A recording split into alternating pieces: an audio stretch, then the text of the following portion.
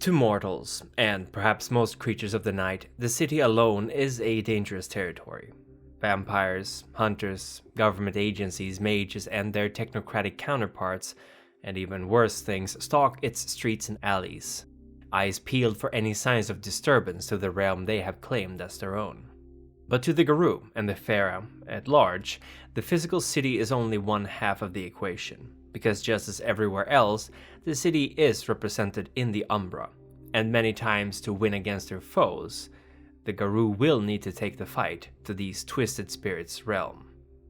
The city is home to countless lives being lived simultaneously. This makes it an exceptionally powerful presence in the Umbra, as these two realms affect each other. Spirits are drawn to the emotional turmoil and just pure life of the city, competing with the Weaver's techno-spiritual servants who work and toil and build and build and build until all is as it should be. Indeed, the conflicts between the Triad can become extreme in the penumbra of an urban area, as the Wyrm's Banes likewise will do their best to have their say in what happens, and as their mortal servants act out their influence in the real world, so too do they construct anchors of baneful power in the spiritual realm where they can multiply and grow in strength. Yet it is an undeniable factor that the Weaver is at its strongest in the city, and while the Wyrm gnaws away at its bars, it is still trapped by the Weaver in its web, and thus it will forever be struggling beneath the surface, unable to destroy all that the Weaver has built. Yet no city is an orderly beehive of absolute structure and control. There is violence, there is joy, there is chaos and emotions and life. Life happens in a city, and where life happens, uncontrollable, explosive life, so too does the Wyld find its way inside. It is not as strong as the two others, but if the Wyld did not exist in a city, it would eventually perish, unable to sustain all that had been built. Most rural Garou will scoff at this analogy, claiming that there is no Wyld in the city, and that if allowed to flourish there will be no Wyld anywhere. Perhaps they are right. But their reluctance to see what truly transpires within a city, especially in the penumbra of it, hinders them from seeing the truth. It is every bit as much a wilderness as the forests and swamps and jungles. Just different.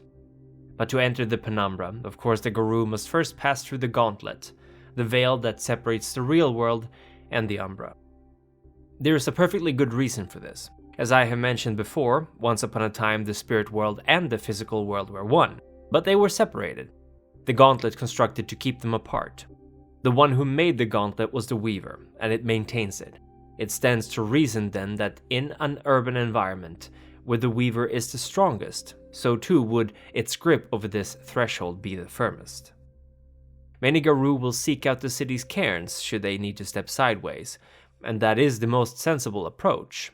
But as we have established, city Garou tend to be very wary of threats to their cairns, and it is not unusual for outsiders seeking to claim the cairn as their own to try to sneak inside and strike at them from within, or at least learn of their defenses and resources for a future attack. Thus, any visiting Garou would be wise to subjugate themselves to whatever security measures are in place, and not stray from the instructions given to them by the Sept's elders.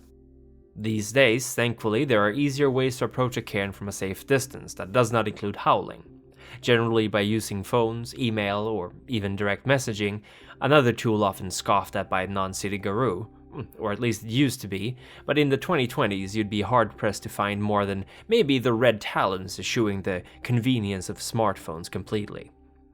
Even when in a cairn in the city, passing through the gauntlet can be an ordeal, especially if one is unfamiliar with the city's workings. A particularly powerful cairn might have a gauntlet as weak as a forest clearing, but it is not for naught that the Weaver rules over the urban landscape. It desires nothing more than to keep these two worlds separate. That being said, there are other areas in a city where the gauntlet may be weak. Larger parks, art museums, or perhaps even maternity wards are all places where life, creativity, and hope spark anew, and where the Wyld may be strong enough to allow for a thinner gauntlet. Contrariwise, ICUs, inner-city slums, or sterile factory floors are nigh impenetrable by any but the most skilled thurges, and for a good reason. There may be exceptions, of course, in both directions, The ER of a hospital may be in such a constant state of chaotic flux that both the Wyrm and the Wyld thrives, tearing at the gauntlet of the Weaver's spirits, trying desperately to keep control. Wherever the Wyrm in particular has taken root, such places are often highly dangerous. If the Banes are powerful enough to oppose the local Weaver spirits, then one can be sure that they are a dangerous threat even to werewolves. Hellholes, places of great corruption, may have a weaker gauntlet, but on the other hand are also highly dangerous for any Garou to pass through, as they may find themselves the target of uncountable hungry Banes looking to consume them. Thurges are precious commodity in the city, and skilled ones even more so. It takes a special kind of mentality to navigate the sterile and rigid world of the Weaver's domains, and most young Garou are urged to overlook whatever oddities in behavior their pack's thurge may display, as this is a small price to pay for someone who's able to help others through the veil, and communicate with the sometimes frustratingly binary spirits they may encounter. This becomes even more prudent once you realize that not only does the Weaver's presence strengthen the gauntlet, it also allows for the construction of some thoroughly insidious traps that Garou may not be able to spot until it's too late. There are stories of careless werewolves stepping sideways only to be shredded into bits on entry, or dropped off over a steep fall, or even locked into a cement wall where they will slowly be converted to strengthen the foundation of the umbral reflection of a building under construction. And that's just the beginning. When one ventures into the near Umbra in most any city, one will inevitably come upon the Scar. They are servants of both the Wyrm and the Weaver, force spirits into grueling labor in vast factories as far as the eyes can see. It is production for the sake of production, industry for no other purpose than to produce, with no care for sustainability or the welfare of its workers. Gnosis is wrung out of any creature forced into work here, and unlucky Garou may find themselves forced to do the biddings of uncaring spiritual oppressors until they are nothing but mere shadows of their former selves. The Scar is not quite as influential as it once was, however, as more spiritual overlords of it have since ascended to the Cyber Realm, or Malphaeus, leaving their less motivated servants behind.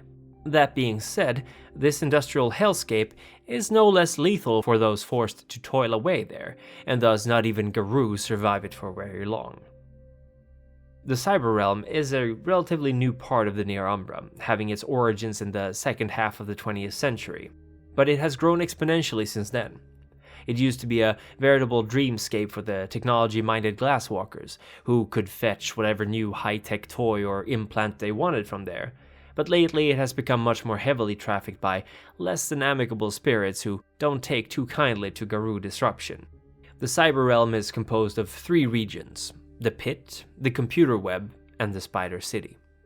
The Pit is the garbage dump of the Cyber Realm, where old, out-of-date electronics spirits go to die, Weaver spirits and Banes snacking on them deep in the dark recesses of cyberspace. It is generally recommended that no Garou venture there unless they absolutely need to, and for a good reason. Anything lost to the Pit will either be consumed or buried rather rapidly. And as technology continues to make leaps and bounds in its advances, so too does the amount of obsolete spirits who find their final resting place there grow in number. Spider City is essentially a 3-dimensional spider web of suspended roadways, monorails, and, of course, skyscrapers as tall as the eye can see. At the bottom of it is Old Town, safe from the Pit but for the grace of the Weaver. The Old Town is the limit where Banes are allowed to travel, as the Cyber Realm is one of the Weaver's most prized umbral domains. Further up is Downtown, Uptown, and finally the Computer Web. There are countless stories about this realm shared between glasswalkers, but for all we know it's just something they cooked up after watching one too many dystopian science fiction movies. It is like a combination of Blade Runner, Johnny Mnemonic, and Shadowrun, a world of pure data and cybercrime. And above it all, the Computer Web, the cloud, the gathered data of billions of devices and servers and stationary computers. Retrieving anything from the Computer Web is close to impossible unless one finds a way to search it and narrow down what they are looking for.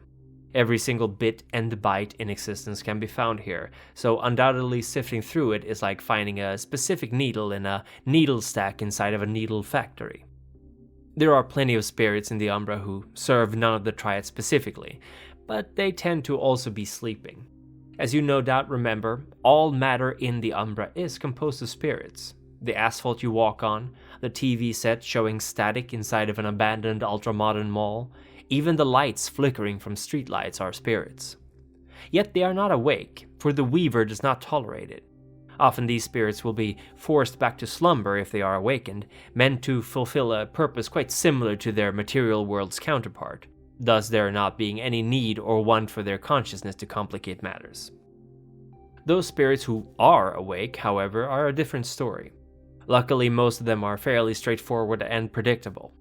Naturally, a Bane will do what a Bane does. It is evil, a servant of the Wyrm, and will do its best to ruin a Garu's day. Weaver spirits tend to be very dedicated to its one set task, and as long as that is not interrupted, they tend to stay out of the way of the other spirits, unless of course their job happens to be the destruction or otherwise botherment of them. And of course we could not finish this presentation without once more talking of the city parents. To be brief, first of all, they are not Weaver spirits. This must be established, for they are not servants of the Weaver, but rather manifestations of their city and its people. Yet quite a few of them were something else before this. Water elementals, a messenger spirit, or perhaps even a human ancestor spirit, although this is of course exceedingly rare. They serve only their city, and thus only themselves, and tend to have little tolerance for Garu threatening it.